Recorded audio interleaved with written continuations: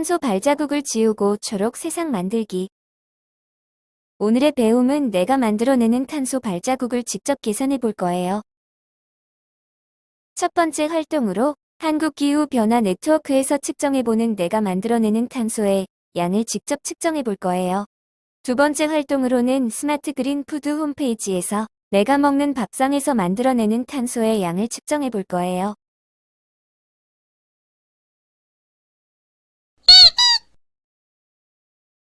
내가 만들어내는 탄소의 양 측정해보기. 다음 파일에 링크가 올라가 있어요. 다음 파일에 링크를 클릭하여 내가 만들어내는 탄소의 양을 측정해봅시다. 혹시 링크 연결이 안 되는 친구들은 한국기후환경변화 네트워크를 검색하여 사이트에 들어갈 수도 있습니다. 선생님이 먼저 어떻게 측정하는지 영상으로 보여줄 거예요. 한국기후변화 네트워크 영상을 클릭하여 홈페이지로 들어갑니다. 스크롤을 내리면 탄소 발자국 계산기가 있습니다. 탄소 발자국 계산기가 보이네요. 여기에 수치를 입력하면 됩니다. 가정에 전기 고지서, 가스 고지서, 수도 고지서가 있으면 좀 더 정확하게 계산할 수 있습니다. 전기 사용량을 입력하거나 부모님께 여쭈어 보고 전기 요금을 입력하면 됩니다. 10,000원을 입력해 보겠습니다. 이산화탄소 발생량은 59.2kg. 필요 소나무는 9그루라는 것을 확인할 수 있습니다. 이번에는 가스 요금이나 가스 사용량을 입력해 보겠습니다. 마찬가지로 10,000원을 입력해보면 61.2kg의 이산화탄소가 발생하고 9.3그루의 나무가 필요하다는 것을 알 수 있습니다. 친구들도 직접 계산하여 학습지에 적어봅시다.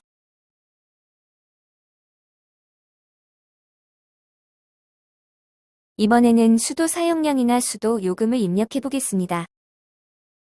요금을 입력하면 실제 사용량과 다소 차이는 있을 수 있어요. 사용량이나 요금 중에서 하나만 입력해요. 선생님은 10,000원을 입력해보겠습니다. 10,000원을 입력하니 5kg의 이산화탄소가 발생하고 0.8그루의 나무가 필요하다는 계산을 확인할 수 있었습니다. 자동차로 넘어가 보겠습니다. 먼저 차가 쓰는 연료의 종류를 선택합니다. 이동거리나 연료비 하나만 입력합니다. 선생님은 연료비에 입력해 보겠습니다. 한 달 연료비 200,000원을 입력해보면 놀라운 결과를 확인할 수 있습니다. 235.1kg의 이산화탄소가 발생하고 나무도 35.6그루가 필요하다는 계산을 얻을 수 있었습니다. 승용차가 없음을 선택하면 이산화탄소 발생량이 없다는 것을 볼 수 있었습니다. 다음으로 넘어가 최종 결과를 확인해 보겠습니다. 나의 이름과 주거 형태, 거주 인원을 입력해 봅니다. 이름 대신에 별명을 입력하여도 됩니다.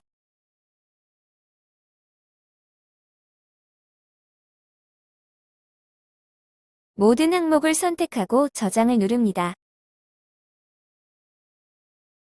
개인정보 수집에 체크해야 최종 결과를 확인할 수 있습니다. 자신이 만든 이산화탄소 발생량의 총량을 확인할 수 있습니다. 우리 집과 다른 집의 평균과 비교한 결과를 확인할 수도 있고요. 내가 심어야 할 나무의 그루 수도 비교할 수 있습니다. 전기, 가스, 수도, 교통 모두 비교할 수 있습니다. 내가 발생시킨 이산화탄소의 총량은 얼마이며 비슷한 다른 가정과 비교하여 사용량을 알려주기도 합니다. 내가 발생시킨 총 이산화탄소 양과 필요한 소나무의 그루 수를 알 수 있습니다. 어떻게 하는지 영상으로 잘 보았나요? 이해가 어려운 친구들은 다시 앞으로 영상을 돌려서 직접 따라해 보아요. 홈페이지에서 직접 실습해 본 친구들은 내가 먹는 밥상에서 만들어내는 탄소의 양을 측정하여 학습지에 기록해 봅시다.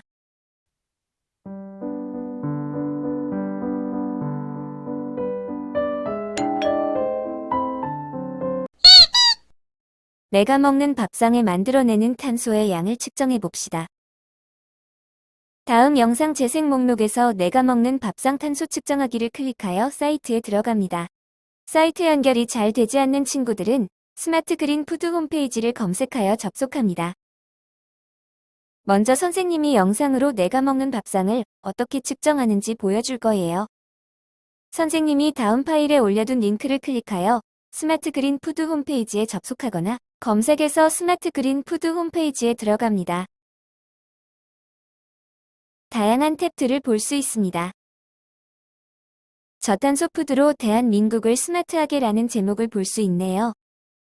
음식의 전 과정 즉 농산물 생산 수송 및 음식 조리 과정에서 발생하는 온실가스량을 음식의 탄소 발자국이라고 합니다.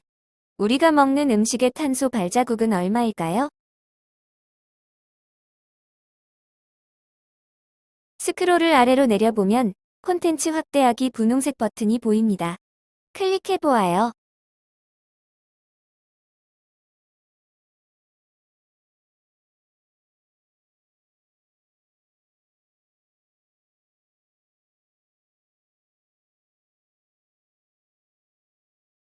음식의 탄소 발자국이 무엇인지 설명하는 글을 볼 수 있습니다. 음식 조리 과정에서 발생하는 온실가스량을 음식의 탄소 발자국이라고 한다는 것을 알 수 있습니다. 다음 버튼을 클릭하여 자신의 성별과 연령을 맞게 클릭합니다. 남자인지 여자인지 클릭하고 자신이 속한 나이대를 클릭합니다. 그러면 필요한 칼로리 양을 확인할 수 있습니다. 다음을 클릭하면 테이블의 왼쪽으로 메뉴를 선택할 수 있습니다. 잡곡밥을 먹었는지, 김밥을 먹었는지, 현미밥을 먹었는지 등 자신이 먹은 밥을 선택합니다.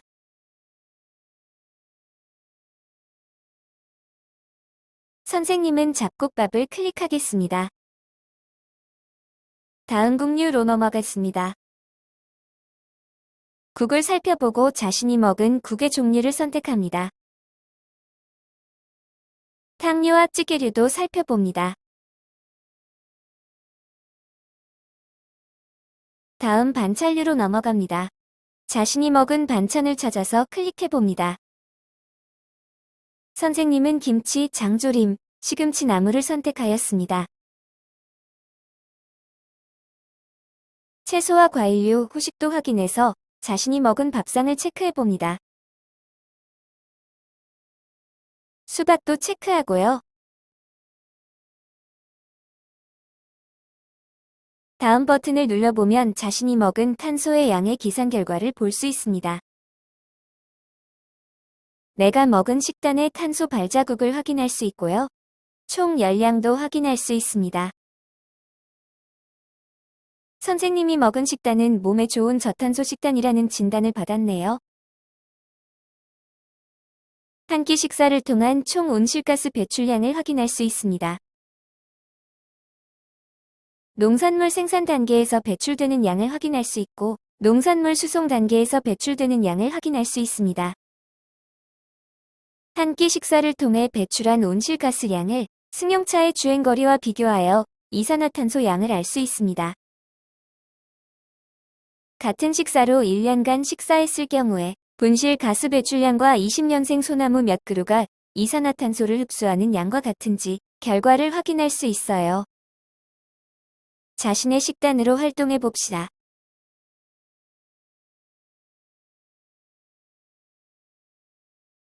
어떻게 측정하는지 영상으로 잘 보았나요? 이해가 잘 안 되는 친구들은 다시 영상을 돌려보고 직접 내가 먹는 밥상에서 만들어지는 탄소의 양을 측정해 봅시다. 탄소의 양을 측정하여 학습지에 기록해 봅시다.